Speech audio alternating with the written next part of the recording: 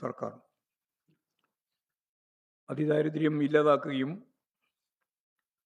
62 ലക്ഷം പേർക്ക് 2000 രൂപ വീതം ക്ഷേമ പെൻഷൻ ഉറപ്പാക്കുകയും 4.5 ലക്ഷം കുടുംബങ്ങൾക്ക് പട്ടയം നൽകിയും ലൈഫിലൂടെ 5 ലക്ഷം കുടുംബങ്ങൾക്ക് വീട് നൽകിയും പാവങ്ങളെ സർക്കാർ ചേർത്ത് പിടിച്ചു. ആരോഗ്യരംഗത്തും വിദ്യാഭ്യാസ രംഗത്തും രാജ്യത്തിന് മാതൃകയാവുന്ന നേട്ടങ്ങൾ സ്വന്തമാക്കി.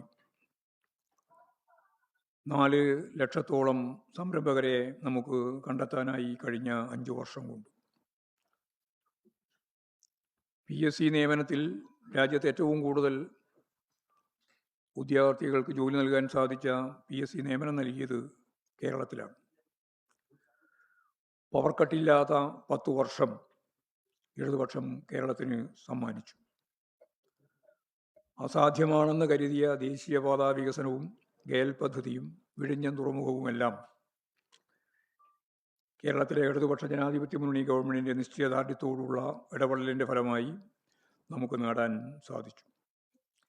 തീരദേശ ഹൈവേയും മലയോര ഹൈവേയും വയനാട് തുരങ്കപ്പാതയും എല്ലാം പുരോഗമിച്ച് വരികയാണ്. കോവിഡും ഓഖിയും പ്രളയവുമെല്ലാം വന്നപ്പോൾ സർക്കാർ ജനങ്ങളെ ചേർത്ത് പിടിച്ചു. ദുരന്ത നിവാരണത്തിന് ലോക മാതൃകയായി ഇപ്പോൾ വയനാട്ടിൽ മാതൃക ടൗൺഷിപ്പ് യാഥാർത്ഥ്യമാക്കിയിരിക്കുകയാണ്. 2016-ലും 2021-ലും അധികാരത്തിലെത്തിയ ഇടതുപക്ഷ ജനാധിപത്യ മുന്നണി സർക്കാരുകളുടെ തുടർച്ച 2026-ലും ഉണ്ടാകുമെന്നാണ് ഞങ്ങൾ പ്രതീക്ഷിക്കുന്നത്. നവകേരള സൃഷ്ടിക്ക് ശക്തി പകരാൻ, വർഗീയതയെ പ്രതിരോധിക്കാൻ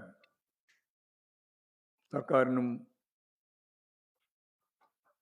എല്ലാ പിന്തുണയും ജനങ്ങളുടെ ഭാഗത്തുനിന്നുണ്ടായിട്ടുണ്ട് എന്നുള്ളത് ശരിയാണ്. പൊതു സ്വാതന്ത്ര്യം ഉൾപ്പെടെ പൊതുവായിട്ട് പരിശോധിച്ചാൽ വർഗീയതയെ ഫലപ്രദമായിട്ട് പ്രതിരോധിച്ചുകൊണ്ട് ഈ കഴിഞ്ഞ 10 വർഷക്കാലം ഒരു വർഗീയതയും സംഘർഷവും ഇല്ലാതെ സമാധാനപരമായ ജീവിതം കേരളത്തിന് നൽകാൻ നമുക്ക് സാധിച്ചു. അത് ഇന്ത്യയെ സംബന്ധിച്ച് വളരെ പ്രധാനപ്പെട്ട ഒന്നാണ്. ഞങ്ങളിപ്പോൾ സ്ഥാനാർത്ഥികളെ പ്രഖ്യാപിക്കുമ്പോൾ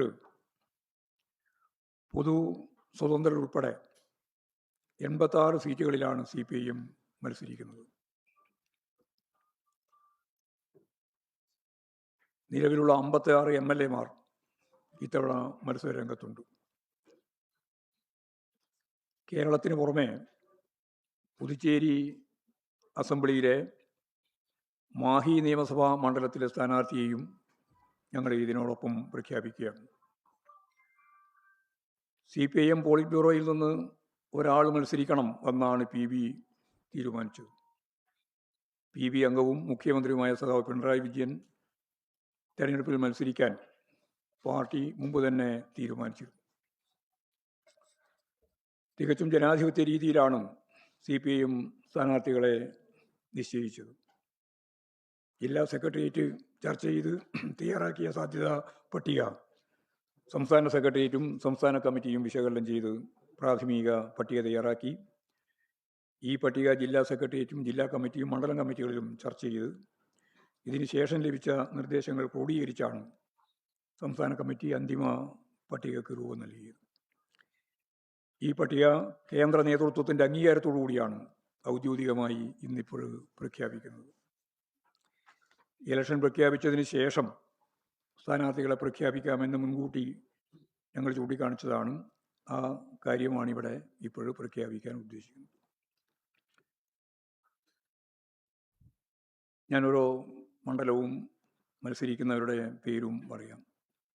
മഞ്ചേശ്വരം സഖാവ് KR Jayananda, Uduma advocate CH Kunhambu, Trikaripur doctor VPP Mustafa, Payyanur സഖാവ് TI മധുസൂദനൻ, തളിപ്പറമ്പ് സഖാവ് PK ശ്യാമൾ ടീച്ചർ, അഴീക്കോട് സഖാവ് KV സുമേഷ്, കലിയശ്ശേരി സഖാവ് M വിജിൽ, ധർമ്മടം സഖാവ് പിണറായി വിജയൻ, മട്ടന്നൂർ സഖാവ് VK സനോജ്, പേരാവൂർ സഖാവ് K K Shailaja teacher, Thalassery സഖാവ് കാരായി രാജൻ, മാനന്തവാടി സഖാവ് ഒ ആർ കേളു, സുൽത്താൻ ബത്തേരി സഖാവ് എം എസ് വിശ്വനാഥൻ, കുറ്റ്യാടി സഖാവ് കെ പി കുഞ്ഞമ്മദ് കുട്ടി മാസ്റ്റർ, പേരാമ്പ്ര സഖാവ് T P Ramakrishnan, Balussery advocate K M Sachin Dev, Koyilandy സഖാവ് കെ ദാസൻ, കോഴിക്കോട് നോർത്ത് തോട്ടത്തിൽ സഖാവ് തോട്ടത്തിൽ രവീന്ദ്രൻ, ബേപ്പൂർ സഖാവ് പി എ മുഹമ്മദ് റിയാസ്, തിരുവമ്പാടി സഖാവ് Lindo Joseph, Ponnani advocate M K Sakkeer, Wandoor doctor K K Damodaran master.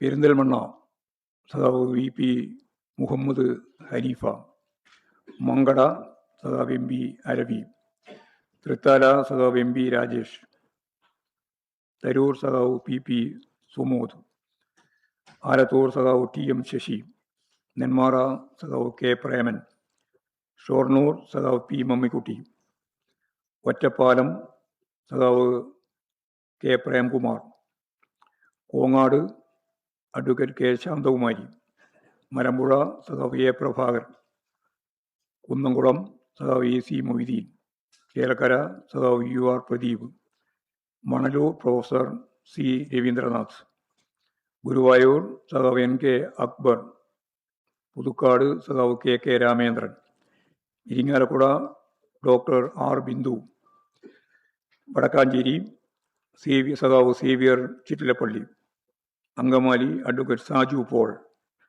Aluva advocate A M Arif, Kunnathunad P V Sreenijan, Vypin advocate M P Shiny, Kalamassery സഖാവ് P Rajeev, Thrikkakara advocate Pushpadas, Kochi K J maxi.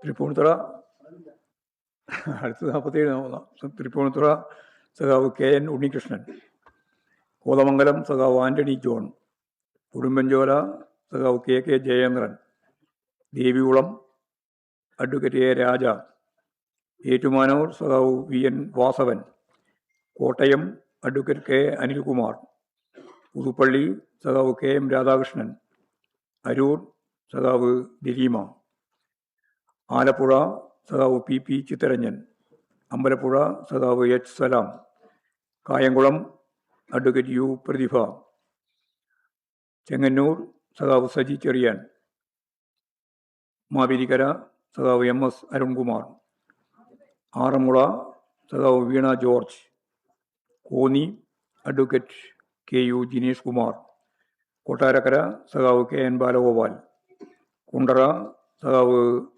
S L Sajikumar, Eravipuram സഖാവ് M Noushad, Kollam സഖാവ് S Jayamohan, Varkala advocate V Joy, Attingal സഖാവ് O S Ambika, Vamanapuram advocate D K Murali, Kazhakkoottam സഖാവ് Kadakampally Surendran, Vattiyoorkavu advocate V K Prasanth, Nemom സഖാവ് V Sivankutty, Kattakkada advocate I B Satheesh, Aruvikkara advocate G Stephen, Neyyattinkara സഖാവ് K Ansalan, Parassala സഖാവ് C K Harindran. ഇത് party Aluva പറഞ്ഞല്ലോ നേരത്തെ.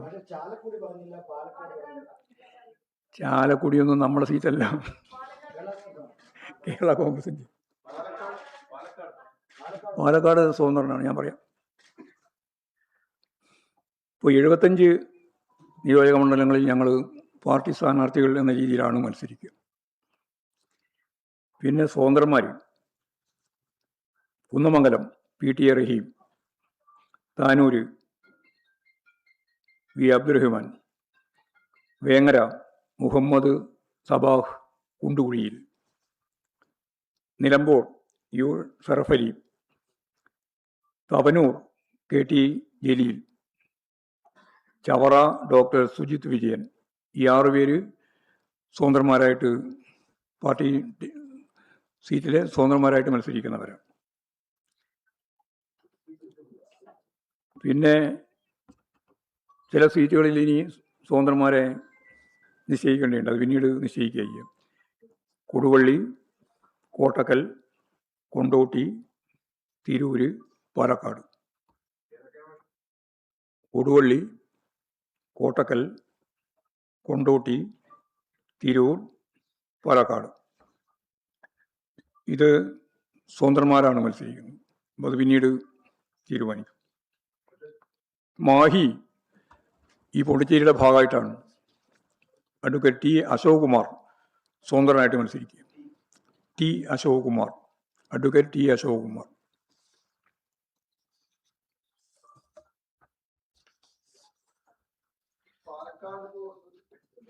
പാലക്കാട് കഴിഞ്ഞു.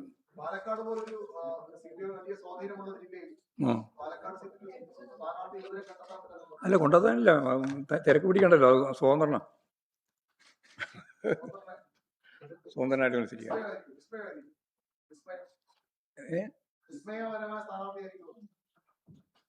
അതെല്ലാം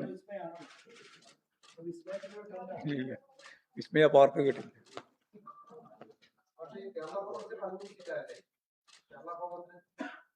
അല്ല, കേരള കോൺഗ്രസും അതുപോലുള്ള എല്ലാവരുമായിട്ടുള്ള ചർച്ച ഏതാണ്ട് പൂർത്തിയായിക്കൊണ്ടിരിക്കുന്ന ഘട്ടത്തിലാണ്.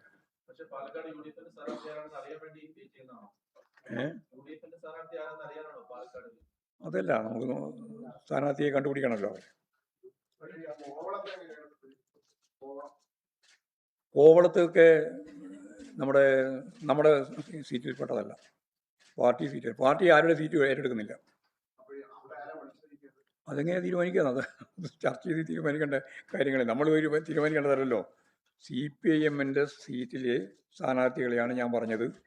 ഇനി സ്വതന്ത്രന്മാരായിട്ട് 5 സീറ്റ് കൂടി പ്രഖ്യാപിക്കാനുണ്ട്. ആ പ്രഖ്യാപിക്കുന്നതോടുകൂടി ഞങ്ങളുടെ മത്സരിക്കുന്ന എല്ലാ സീറ്റും പൂർണ്ണമാവും. അത് 2 ദിവസം കൊണ്ട്. അത് ഉൾപ്പെടെയാണ് 87. ഇല്ല, 86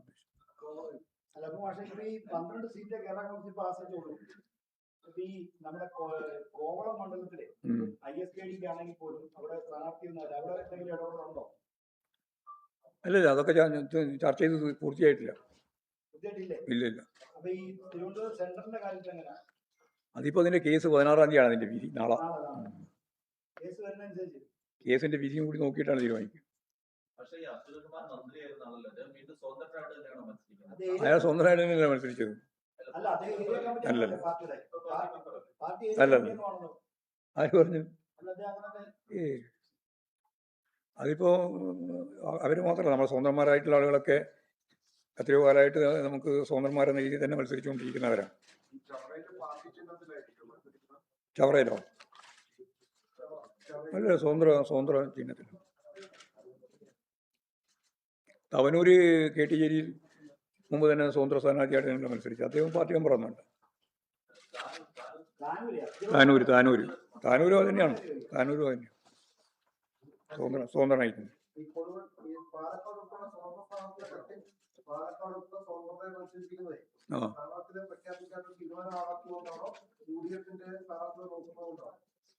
അതൊന്നും ഞാനിപ്പോൾ ഓരോന്നോരോന്നും പറയണ്ടില്ല. അതിൻ്റെ ഓരോ കാരണങ്ങളെ പറ്റിയല്ലല്ലോ.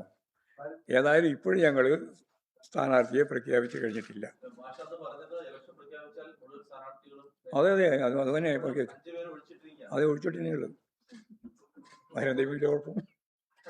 5 ഒഴിച്ചിട്ട്.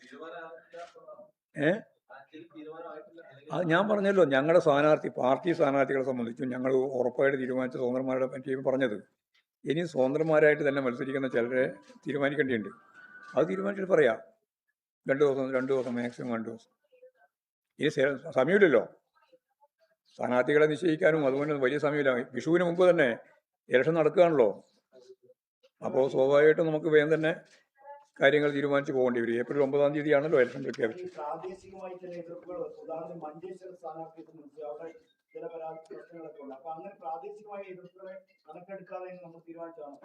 അല്ല മഞ്ചേശ്വരത്ത് എന്ത് എതിർപ്പുള്ളൂ? ധ്യാനിനെ മത്സരിപ്പിക്കുന്നത് അതൊക്കെ അഭിപ്രായങ്ങളൊക്കെ സഹാക്കൾ പലരും പറഞ്ഞിട്ടുണ്ട്. അതൊന്നും കണക്കിലെടുക്കണ്ടില്ല.